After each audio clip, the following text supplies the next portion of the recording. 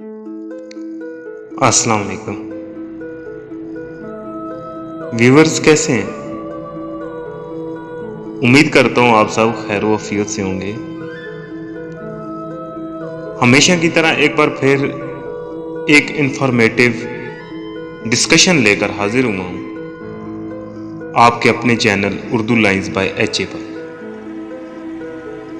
سب کو پتہ ہے کہ بادل ہوتے ہیں، بارش ہوتی ہے، مگر کم ہی لوگوں کو یہ انفارمیشن ہوتی ہے کہ بادل کیسے بنتے ہیں۔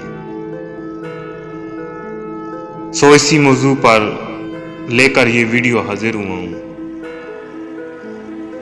دراصل بادل کرۂ ارض کی فضا میں پانی کے قطرات، منجمد پانی کے شفاف ٹکڑے یا دیگر ذرات کی قابل دید معلق شکل کا نام ہے۔ زمین پر موجود سمندروں اور دیگر ذرائع سے پانی پر سورج کی کرنیں پڑنے سے پانی بخارات کی شکل اختیار کرتا ہے اور ان بخارات کو ہوا دھکیل کر زمین کی فضا میں لے جاتی ہے۔ فضا میں درجہ حرارت کی کمی کی وجہ سے پانی کی کثافت میں اضافہ ہو جاتا ہے